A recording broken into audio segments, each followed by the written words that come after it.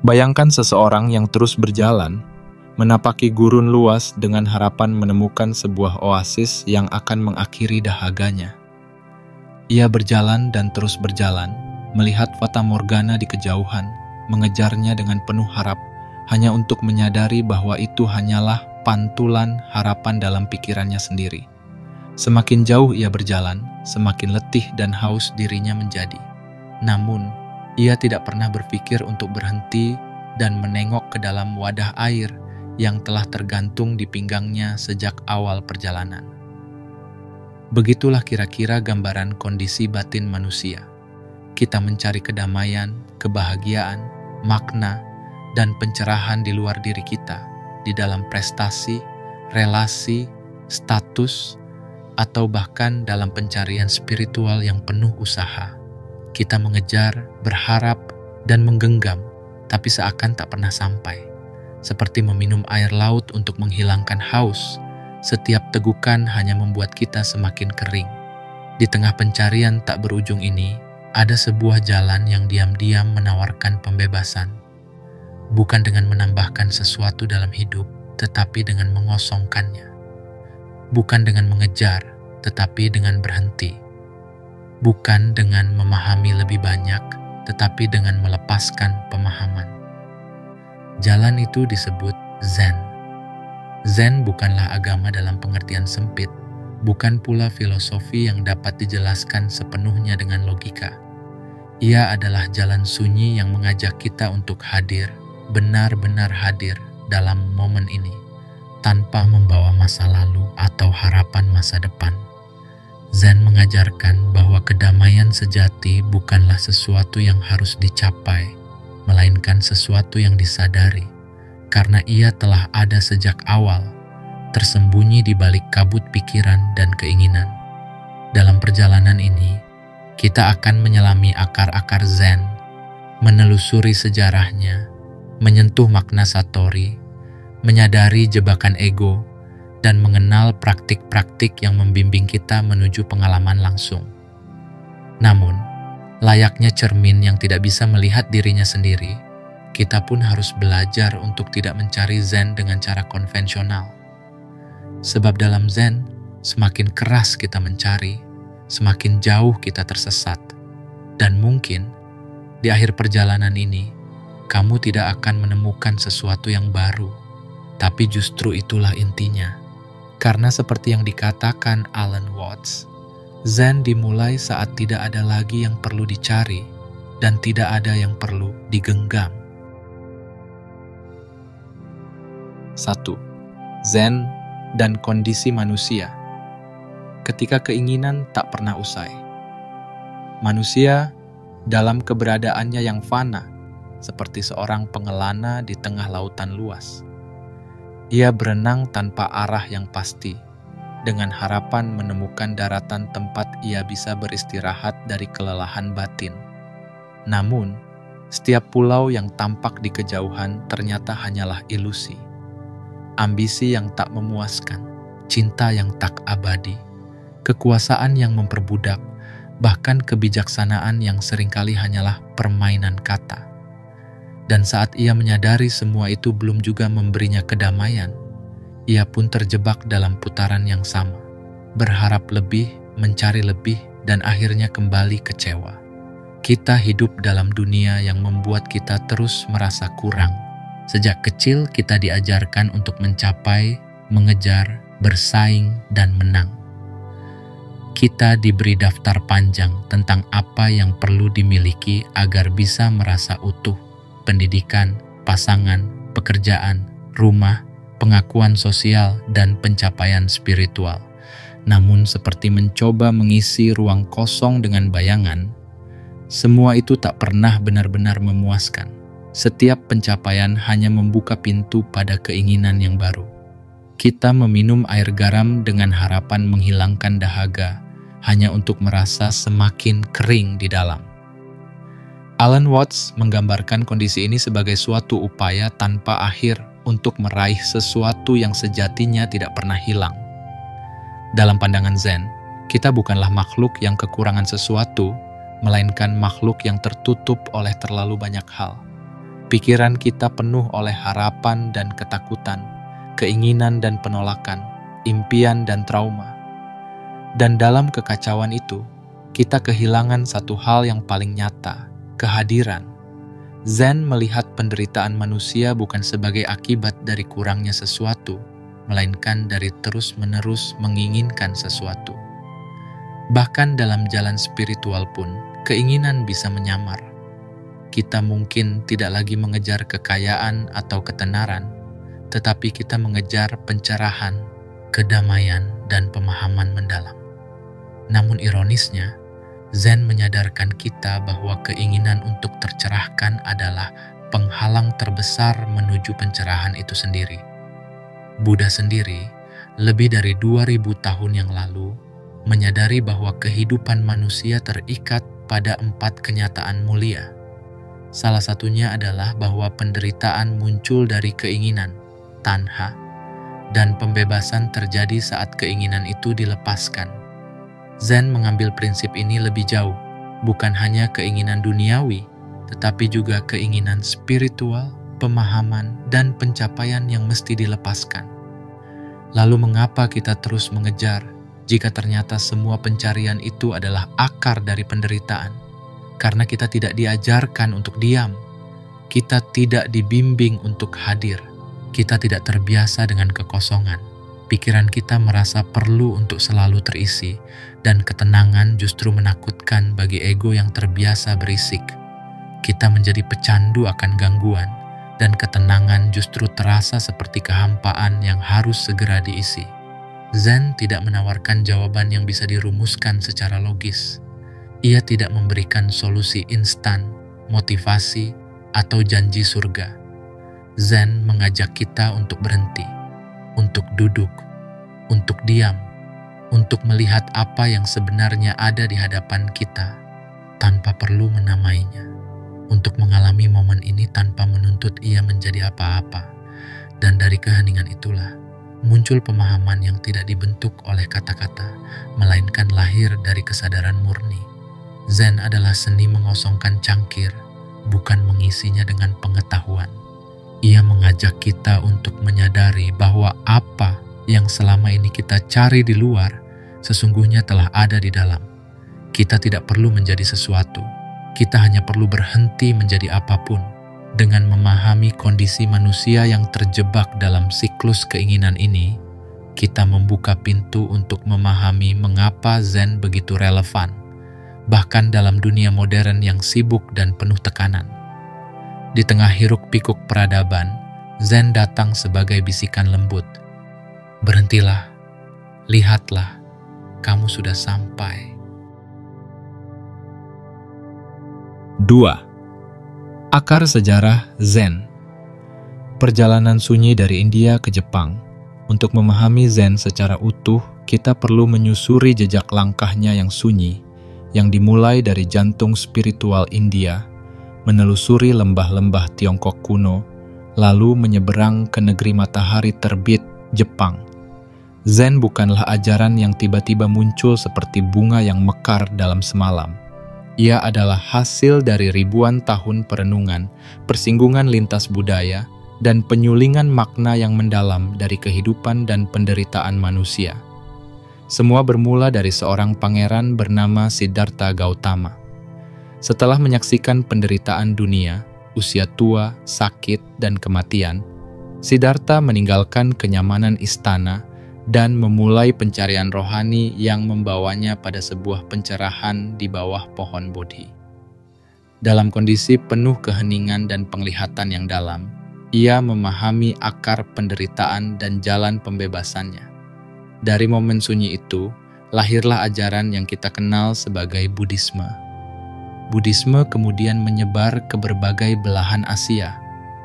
Namun, ketika ajaran ini memasuki Tiongkok, ia tidak berjalan sendirian.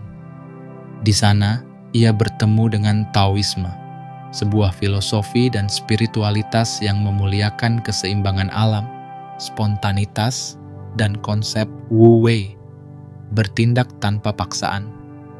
Pertemuan ini melahirkan aliran baru yang kemudian dikenal sebagai Chan. Chan bukanlah sekadar salinan ajaran Buddha dalam bahasa Tionghoa. Ia adalah hasil dari percampuran mendalam antara semangat Buddhisme Mahayana dan kebijaksanaan Taois. Dari Buddhisme, Chan mengambil konsep kekosongan, shunyata, sifat non-diri, dan welas asih universal. Dari Taoisme, Chan menyerap cara pandang yang organik terhadap kehidupan, sikap mengalir seperti air, serta penghormatan terhadap keheningan dan kesederhanaan. Hasilnya adalah sebuah ajaran yang sangat menekankan pengalaman langsung, bukan sekadar pengulangan dogma. Tokoh sentral dalam kelahiran Chan adalah Bodhidharma, seorang biksu dari India yang datang ke Tiongkok sekitar abad ke-5 atau ke-6. Ia dianggap sebagai pendiri aliran Chan. Legenda mengatakan bahwa ia duduk bermeditasi menghadap dinding selama 9 tahun. Ia tidak banyak bicara, tetapi keheningannya mengajarkan lebih banyak daripada 1000 kata. Bagi Bodhidharma, pencerahan bukanlah sesuatu yang bisa ditransfer melalui teks atau diskusi panjang, melainkan melalui pengalaman batin yang mendalam, bebas dari pikiran dan konsep. Chan kemudian berkembang pesat di Tiongkok dan melahirkan banyak guru besar seperti Huineng yang menekankan bahwa pencerahan adalah mungkin bagi siapa saja, kapan saja, tanpa harus melalui tahapan panjang, selama seseorang benar-benar hadir dan memahami sifat sejatinya. Lalu, Chan menyeberangi lautan ke Jepang pada abad ke-12. Disinilah ia mendapatkan nama baru, Zen. Kata Zen adalah pelafalan Jepang dari Chan, yang asalnya dari bahasa Sanskerta dhyana, yang berarti meditasi atau kontemplasi mendalam. Zen diperkenalkan pertama kali oleh Eisai, seorang biksu Jepang yang mempelajari Chan di Tiongkok. Meskipun usahanya membangun tradisi Zen di Jepang awalnya belum sukses besar, jejaknya membuka jalan bagi para murid lainnya untuk menanamkan akar-akar Zen di tanah Jepang. Salah satu tokoh paling berpengaruh dalam penyebaran Zen di Jepang adalah Dogen, pendiri aliran Soto Zen. Ia menekankan praktik zazen, meditasi duduk, sebagai jalan langsung menuju pencerahan. Bagi Dogen, praktik itu sendiri adalah pencerahan. Duduk dalam keheningan, hadir sepenuhnya, adalah bentuk tertinggi dari realisasi spiritual. Selama berabad-abad, Zen tidak hanya bertahan di Jepang, tetapi menjadi bagian dari denyut nadi kebudayaan. Ia meresap ke dalam seni minum teh, chanoyu, kaligrafi, puisi haiku, seni bela diri seperti kendo dan aikido, hingga cara merawat taman dan memasak. Zen bukan hanya sesuatu yang dilakukan di kuil atau saat bermeditasi, tetapi menjadi cara hidup, a way of being. Zen mengajarkan bahwa setiap tindakan, betapapun sederhana, bisa menjadi gerbang menuju pencerahan jika dilakukan dengan perhatian penuh. Menyeduh teh, menyapu lantai, atau menatap bunga yang mekar bukanlah sekadar aktivitas biasa. Dalam pandangan Zen, momen-momen kecil itu menyimpan kemungkinan besar, kemungkinan untuk hadir sepenuhnya dan melihat kenyataan tanpa tirai pikiran. Hari ini, Zen telah menyebar ke seluruh dunia. Di Barat, Zen mendapat tempat di hati banyak pencari yang letih dengan dogma dan teori. Mereka menemukan dalam Zen sebuah jalan yang tidak menjanjikan langit, tetapi mengajak kita untuk menyadari bahwa bumi tempat kita berpijak adalah surga itu sendiri, jika kita mampu benar-benar melihatnya. Begitulah Zen lahir, bukan dari revolusi besar, tetapi dari keheningan yang mendalam. Dari perpaduan budaya dan pertemuan lintas zaman, Zen hadir sebagai ajaran yang mengajak kita untuk berhenti mengejar dan mulai melihat. Sejarahnya adalah sejarah diam yang berjalan pelan, namun jejaknya terasa dalam, bukan di luar, tetapi di dalam hati mereka yang siap mendengarkan suara sunyi dari keberadaan. 3. Pencerahan dalam Zen, antara ledakan mendadak dan jalan sunyi yang bertahap. Dalam kehidupan spiritual, kita sering membayangkan pencerahan sebagai sebuah puncak gunung, tinggi, jauh, dan hanya bisa dicapai melalui pendakian yang berat dan panjang. Sebagian besar tradisi memang menekankan pendekatan ini. Dalam Buddhisme Theravada misalnya, pencerahan atau nibbana digambarkan sebagai buah dari praktik bertahap, disiplin etika, konsentrasi mendalam, dan kebijaksanaan yang diperoleh dari tahun-tahun meditasi dan kontemplasi yang serius. Jalan ini disebut sebagai gradual path, jalan bertahap menuju pembebasan. Namun Zen mengajukan kemungkinan lain yang mengguncang seluruh gagasan kita tentang pencapaian spiritual. Zen berbicara tentang Satori, sebuah pengalaman pencerahan yang muncul secara mendadak seperti kilat yang menyambar langit malam. Ia tidak datang sebagai hasil dari pengumpulan pengalaman atau pemahaman logis, melainkan sebagai ledakan kesadaran yang tiba-tiba membakar habis seluruh ilusi dalam sekejap. Tanpa peringatan, tanpa tahapan. Dunia yang semula tampak buram tiba-tiba menjadi jernih. Tidak ada proses perlahan, hanya detik yang membelah segalanya. Satori bukanlah hasil dari usaha dalam pengertian konvensional. Bahkan, usaha itu sendiri seringkali menjadi penghalang. Ia lebih mirip seperti sebuah kejatuhan, atau mungkin sebuah penyerahan total. Ketika seseorang benar-benar berhenti mengejar, berhenti menuntut, berhenti memaksa, disitulah terkadang Satori muncul, seperti bunga liar yang tumbuh di tanah yang telah lama dibiarkan tenang. Zen tidak menolak praktik atau disiplin, tetapi ia tidak menganggapnya sebagai tangga bertingkat menuju pencerahan. Dalam Zen, disiplin adalah semacam pelatihan untuk melunakkan ego, membungkam keributan batin, dan membersihkan debu dari cermin agar cahaya sejati bisa memantul dengan jelas. Tapi, cahaya itu sendiri bukanlah hasil dari latihan. Ia sudah ada sejak awal. Latihan hanya membukakan tirai yang menutupinya. Bayangkan langit biru yang tertutup awan gelap. Pendekatan bertahap menghapus awan itu satu persatu. Sedangkan pendekatan Zen, dalam momen Satori, adalah seperti tiupan angin kencang yang langsung menyapu bersih seluruh awan. Seketika, langit terlihat sebagaimana adanya, luas, terang, tak terbatas. Pengalaman Satori bukanlah sekadar wawas diri, ia jauh melampaui pemahaman intelektual.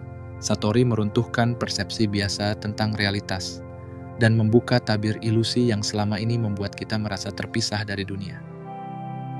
Ia menyentuh inti eksistensi, membubarkan batas antara aku dan yang lain. Dalam sekejap, kita melihat bahwa tidak ada pemisahan, tidak ada aku yang terpisah dari semesta. Seorang Zen Master menggambarkan Satori sebagai cermin yang jatuh dan pecah berkeping-keping. Setiap kepingan menampilkan pantulan dunia yang berbeda, namun semuanya berasal dari satu cermin yang sama. Kita tidak lagi terpaku pada satu identitas tetap, satu narasi, satu diri yang harus dijaga dan dibela. Kita menjadi bagian dari arus yang lebih besar, mengalir bersama kehidupan alih-alih melawannya. Namun, penting untuk disadari bahwa meski Satori terjadi secara tiba-tiba, jalan menuju kesiapan untuk mengalaminya tetaplah jalan yang penuh latihan. Seperti tanah yang harus digarap sebelum benih bisa tumbuh, jiwa juga perlu dipersiapkan. Meditasi, keheningan, perhatian, dan kesadaran hadir bukan untuk menciptakan Satori, tetapi untuk membuat kita siap ketika ia datang. Dan yang lebih penting, Satori bukanlah akhir. Ia hanyalah awal dari perjalanan pembebasan yang sejati. Banyak orang mengira pencerahan adalah garis akhir, tetapi Zen mengingatkan bahwa Satori hanyalah celah yang terbuka. Setelahnya, kita masih harus belajar berjalan di dunia ini dengan mata yang baru, mata yang telah melihat kebenaran, namun tetap harus mencuci piring, menyapu lantai, dan menyeduh teh. Pencerahan sejati bukanlah berada di atas gunung, terpisah dari dunia. Ia ada di dalam momen saat kita tersenyum pada orang asing, saat kita duduk dalam diam, saat kita menarik napas dan merasakan bahwa kita hidup. Zen mengajarkan bahwa pencerahan adalah cara baru dalam melihat, bukan tempat baru untuk dituju. Alan Watts, dalam salah satu penjelasannya, berkata bahwa Zen bukanlah soal menambahkan sesuatu ke dalam diri kita, melainkan menghapus lapisan-lapisan yang mengaburkan siapa kita sebenarnya. Ia bukan transformasi menjadi sesuatu yang lebih tinggi, tetapi kembali menjadi apa yang telah ada sejak awal. Dalam dunia yang memuja pencapaian dan kemajuan, Zen mengajarkan bahwa tidak ada yang perlu dicapai, bahwa kita sudah cukup, sudah utuh, hanya saja kita lupa. Satori adalah momen ketika kita ingat kembali, sebuah kilas balik ilahi, sekejap tapi mengubah segalanya. Dan mungkin dari titik itulah, kita akhirnya bisa berjalan di dunia tanpa beban, seperti langit tanpa awan, seperti air yang mengalir tanpa bentuk, seperti senyuman yang muncul tanpa alasan, seperti hidup itu sendiri. 4. Hadir di saat ini, jantung ajaran Zen. Di tengah dunia yang bergerak cepat, di mana perhatian terpecah ke dalam ribuan arah, ajaran Zen muncul sebagai suara sunyi yang mengajak kita untuk kembali ke satu titik. Saat ini. Bukan kemarin, bukan besok. Bukan masa lalu yang telah berlalu, atau masa depan yang belum tentu datang. Tapi momen ini, satu-satunya waktu di mana kehidupan benar-benar berlangsung. Zen melihat momen kini bukan sebagai pintu menuju kehidupan, melainkan kehidupan itu sendiri.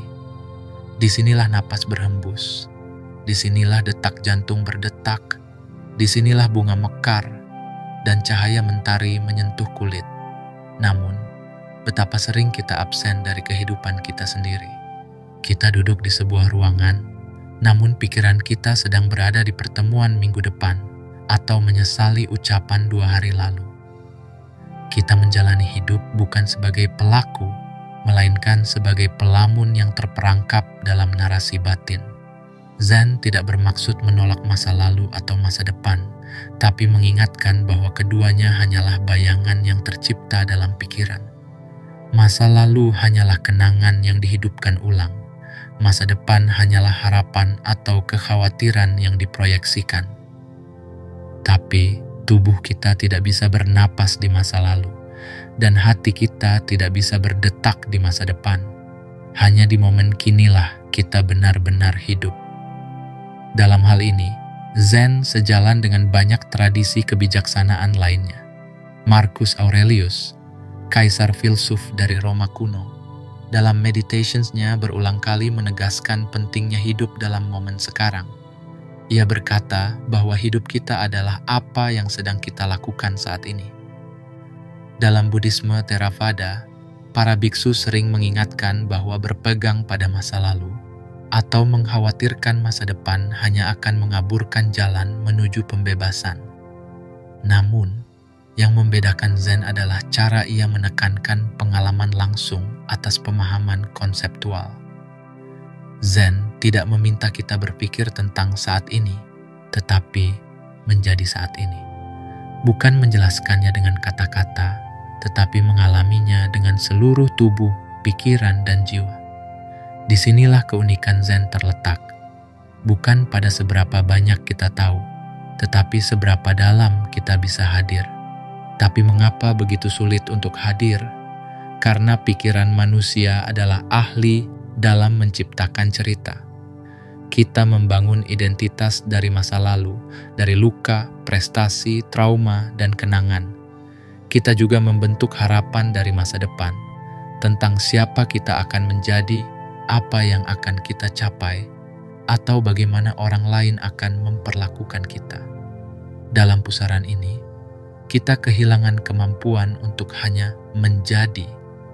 Zen mengajak kita untuk melepaskan identitas buatan itu, untuk sejenak tidak menjadi siapa-siapa, tidak menjadi ayah, anak, pekerja, pemikir, atau bahkan pencari spiritual, hanya menjadi, menghirup udara, mendengar suara angin, merasakan sentuhan cahaya. Dalam momen itulah keajaiban sejati terbuka. Upacara minum teh dalam tradisi Jepang adalah contoh indah bagaimana Zen menghormati momen kini. Dalam praktik Chanoyu, segala gerakan dilakukan dengan penuh perhatian dan penghormatan. Menyentuh cangkir, menuang air, menyajikan teh, semuanya dilakukan seolah-olah itu adalah satu-satunya kesempatan di dunia. Jepang menyebut hal ini sebagai ichigo ichie, sekali seumur hidup. Sebuah pengingat bahwa setiap momen adalah unik, tidak akan pernah kembali, dan oleh karena itu layak untuk dihayati sepenuhnya. Namun, menjadi hadir bukan berarti kita harus melakukan sesuatu yang istimewa. Kita tidak perlu duduk di pegunungan atau mengasingkan diri di gua. Kita hanya perlu berhenti sejenak, menarik napas, dan menyadari bahwa kita hidup. Kita bisa hadir dalam mencuci piring, berjalan kaki, mendengarkan musik, atau bahkan saat menatap mata seseorang yang kita cintai. Alan Watts menggambarkan keadaan ideal Zen sebagai mengosongkan masa lalu dan melepaskan masa depan, sehingga kekosongan itu terisi oleh saat ini. Tapi dalam kehidupan modern, momen sekarang seringkali hanya disisakan sebagai celah tipis, terjepit antara jadwal, notifikasi, dan kekhawatiran. Zen datang untuk memperlebar celah itu, untuk menciptakan ruang, untuk memberi kita napas. Dan inilah paradoksnya.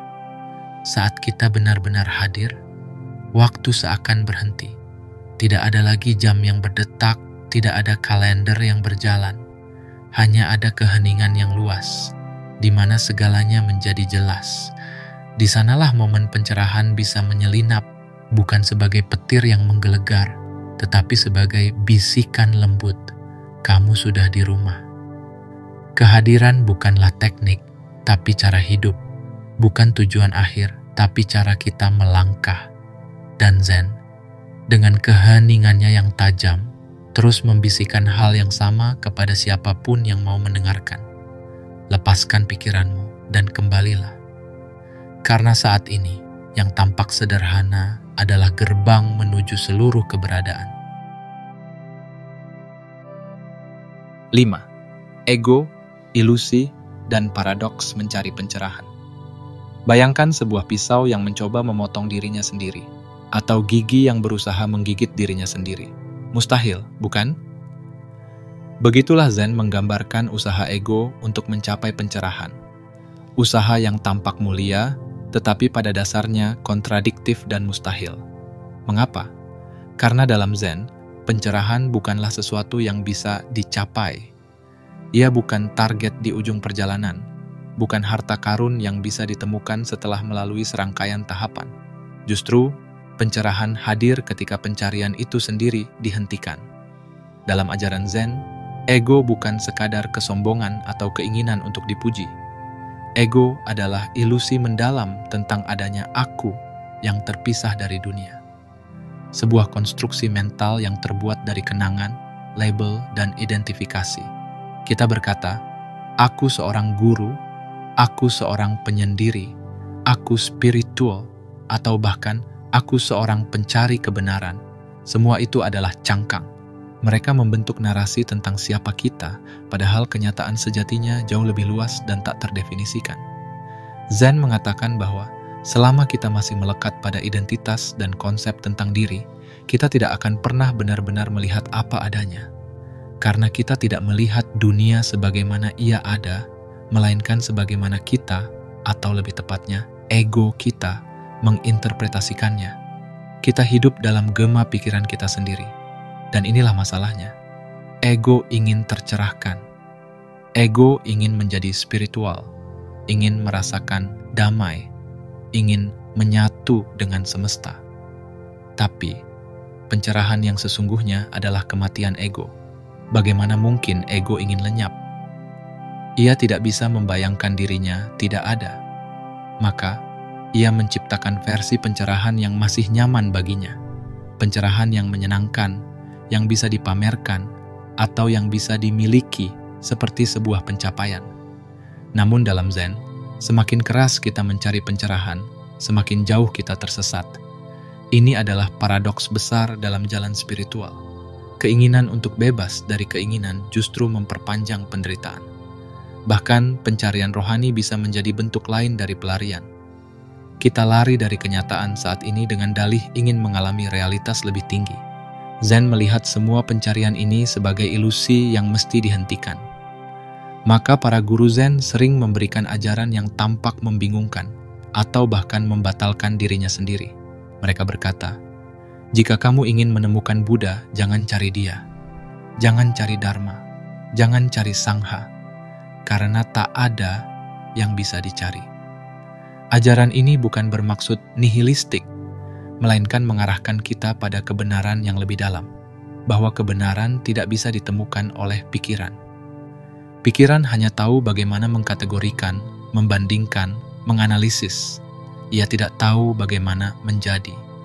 Maka segala konsep tentang pencerahan, tentang seperti apa rasanya, bagaimana mencapainya, atau siapa yang mencapainya, semuanya hanyalah permainan pikiran. Inilah sebabnya para guru Zen lebih suka diam daripada menjelaskan. Mereka tahu bahwa setiap penjelasan akan membentuk konsep baru, dan setiap konsep adalah kabut lain yang mengaburkan mata batin.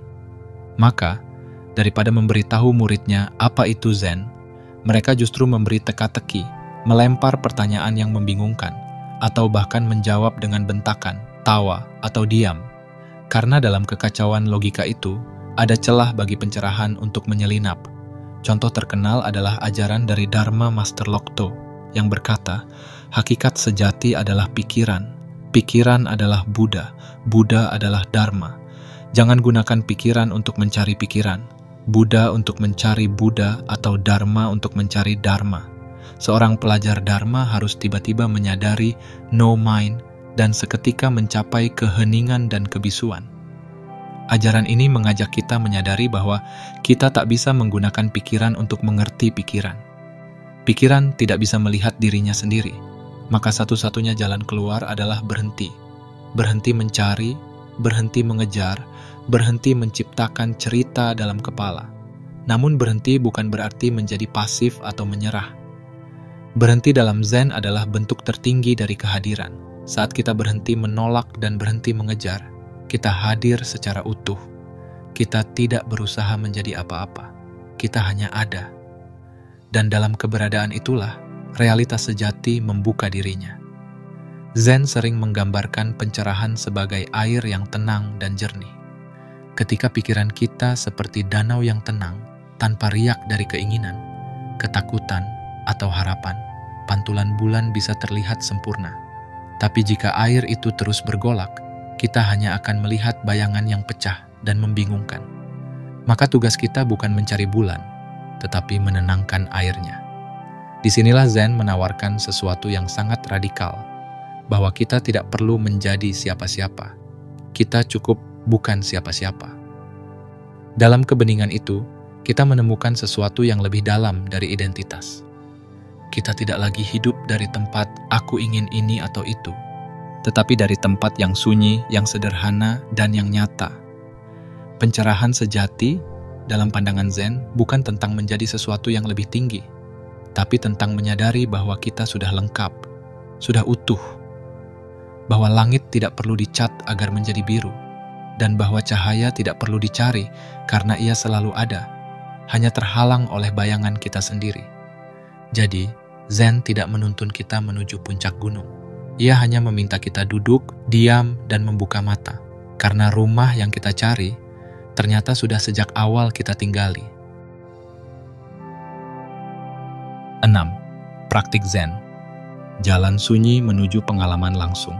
Setelah membahas tentang ego, ilusi, dan paradoks pencarian, tibalah kita pada pertanyaan penting. Jika pencerahan bukan untuk dicari, lalu apa yang dilakukan oleh para praktisi Zen? Apakah mereka hanya duduk diam menunggu Satori datang seperti kilat yang menyambar? Atau apakah ada jalan yang tetap bisa ditempuh tanpa jatuh ke dalam perangkap pencarian? Disinilah letak keunikan Zen. Meskipun Zen menolak pencarian yang dilandasi oleh keinginan ego, bukan berarti ia pasif atau fatalis. Zen justru sangat menekankan praktik, bukan sebagai cara untuk mendapatkan sesuatu, melainkan sebagai bentuk keterjagaan. Praktik dalam Zen bukanlah alat untuk menuju pencerahan, melainkan perwujudan dari kesadaran itu sendiri. Salah satu praktik utama dalam Zen adalah Zazen, yaitu meditasi duduk yang menjadi jantung dari seluruh pengalaman Zen. Dalam Zazen, tidak ada mantra yang diulang, tidak ada visualisasi tertentu, bahkan tidak ada upaya untuk mencapai keadaan khusus. Yang dilakukan hanyalah duduk dalam keheningan dengan tubuh tegak, napas alami, dan pikiran yang diamati tanpa dihakimi. Tidak ada yang dikejar, tidak ada yang harus terjadi. Kita hanya duduk dan hadir. Zazen bukan tentang melarikan diri dari dunia, melainkan tentang benar-benar hadir di dalamnya. Ia adalah latihan untuk menyadari apa adanya. Suara burung, detak jantung, rasa sakit di lutut, pikiran-pikiran yang datang dan pergi. Semua diterima sebagai bagian dari momen ini. Tidak ada yang perlu ditolak, tidak ada yang perlu dicari. Dari praktik Zazen, tumbuh satu kualitas yang disebut ekagata atau konsentrasi satu titik. Ini bukan berarti kita memaksa pikiran untuk fokus pada satu hal, melainkan bahwa kesadaran menjadi utuh dan tidak terpecah. Seperti cahaya yang terkumpul menjadi sinar laser, tenang namun tajam. Dalam keadaan ini, kita bisa melihat realitas dengan lebih jernih, tanpa lapisan interpretasi atau komentar batin. Setelah latihan Zazen mulai matang, para praktisi Zen sering diperkenalkan pada koan, teka-teki, atau percakapan paradoksal yang dirancang untuk menghancurkan logika dan menggoyahkan struktur berpikir kita. Koan bukanlah teka-teki untuk dipecahkan, melainkan jalan untuk membuat pikiran kelelahan sampai ia akhirnya menyerah. Salah satu koan paling terkenal adalah Amiyo. Seorang murid bertanya kepada Master Joshu, apakah seekor anjing memiliki sifat Buddha? Joshu menjawab, Mu. Mu secara harfiah berarti tidak, tetapi dalam konteks Zen, ia tidak bisa dijelaskan secara linier. Ia bukan jawaban logis, tetapi sebuah undangan untuk menembus batas bahasa dan konsep. Ia adalah jari yang menunjuk ke bulan. Jangan terpaku pada jarinya. Koan seperti ini seringkali membuat frustrasi para murid, karena mereka mencoba menganalisisnya dengan akal. Tapi, justru dalam kelelahan itulah, ketika pikiran sudah menyerah, kadang muncul kilasan pemahaman. Bukan pemahaman intelektual, melainkan pemahaman batin yang langsung. Selain Zazen dan koan, Zen juga menjadikan aktivitas sehari-hari sebagai bagian dari praktik. Menyeduh teh, menyapu lantai, menulis kaligrafi, merapikan tempat tidur, semuanya bisa menjadi latihan spiritual jika dilakukan dengan penuh perhatian. Tidak ada aktivitas yang terlalu kecil, karena dalam Zen, setiap momen adalah gerbang menuju kesadaran. Inilah mengapa para biksu Zen sangat memperhatikan gerakan dan kebiasaan. Mereka berjalan dengan perlahan dan penuh kesadaran. Mereka makan dengan diam dan penuh rasa hormat. Mereka tidak hanya berbicara tentang Zen, tetapi menjadikannya laku, a way of being. Bagi mereka, menyapu halaman bukan hanya membersihkan debu, tetapi juga membersihkan pikiran. Menyeduh teh bukan hanya soal minum, tetapi juga tentang menyadari bahwa momen ini adalah satu-satunya yang ada. Ichigo Ichie, sekali seumur hidup. Thomas Merton, seorang mistikus Kristen yang sangat tertarik pada Zen, pernah berkata, meditasi Buddhis, terutama Zen, bukan bertujuan untuk menjelaskan, tetapi untuk memperhatikan, untuk menjadi sadar, untuk mengembangkan jenis kesadaran tertentu yang berada di atas segala penipuan oleh formula verbal atau kegembiraan emosional. Merton menangkap inti dari Zen, bukan untuk menafsirkan hidup, tetapi untuk mengalaminya. Bukan untuk membentuk teori tentang keberadaan, tetapi untuk hadir secara total dalam keberadaan itu sendiri. Zen memang sering membingungkan bagi pikiran modern yang terbiasa dengan sistem, logika, dan hasil. Tapi justru karena itulah Zen relevan. Di dunia yang terobsesi dengan produktivitas dan pencapaian, Zen mengajak kita untuk berhenti, untuk diam, untuk melihat kembali kehidupan, bukan sebagai masalah yang harus dipecahkan, tetapi sebagai keajaiban yang harus dihidupi. Zen tidak mengajak kita untuk meninggalkan dunia, tapi untuk kembali padanya, dengan mata yang jernih, hati yang tenang, dan langkah yang ringan. Ia bukan jalan keluar dari kehidupan, tetapi jalan masuk yang lebih dalam. Zen mengingatkan kita bahwa kebahagiaan tidak terletak di tempat yang jauh, melainkan di sini, di napas ini, di suara ini, di detik ini. Karena pada akhirnya, Zen adalah tentang menyadari bahwa yang selama ini kita cari tidak pernah benar-benar hilang. Kita hanya lupa untuk melihat. Pada akhirnya, Zen bukanlah tentang menjadi sesuatu. Ia bukan tentang menjadi lebih baik, lebih suci, lebih bijaksana, atau lebih tercerahkan. Zen adalah tentang menyadari bahwa apapun yang kita cari, kedamaian, makna, kebahagiaan, semuanya sudah hadir di sini, sekarang, dalam napas ini, dalam detik ini. Yang perlu dilakukan bukanlah mengejar, melainkan melepaskan. Bukan menambah, melainkan mengurangi. Bukan menunggu cahaya datang, tetapi menyadari bahwa kitalah cahaya itu. Kita hidup dalam dunia yang mengajarkan untuk terus berlari. Tapi Zen mengajarkan untuk berhenti, untuk duduk, untuk diam. Dan dalam keheningan itu, ada sesuatu yang mulai berbicara. Bukan dengan kata-kata, tapi dengan kehadiran. Sebuah bisikan halus bahwa hidup ini tidak pernah kurang, bahwa kita tidak perlu menjadi siapa-siapa untuk merasakan kedamaian. Zen tidak menjanjikan surga, tidak menawarkan dogma, tidak mengklaim kebenaran mutlak. Ia hanya menunjukkan jari ke arah bulan. Tapi kita sendiri yang harus melihat. Zen tidak bisa diajarkan dengan kata-kata, hanya bisa dialami dengan keheningan batin. Ia adalah seni melihat tanpa menilai, mendengar tanpa menafsirkan, dan hidup tanpa harus memiliki. Jika ada satu hal yang bisa kita bawa pulang dari perjalanan ini, mungkin itu adalah keberanian untuk hadir. Untuk benar-benar hadir, tanpa topeng, tanpa harapan, tanpa konsep. Karena mungkin, seperti yang dikatakan Alan Watts, Zen dimulai tepat saat tidak ada lagi yang perlu dicari. Dan pada momen itulah, tanpa kita sadari, kita telah sampai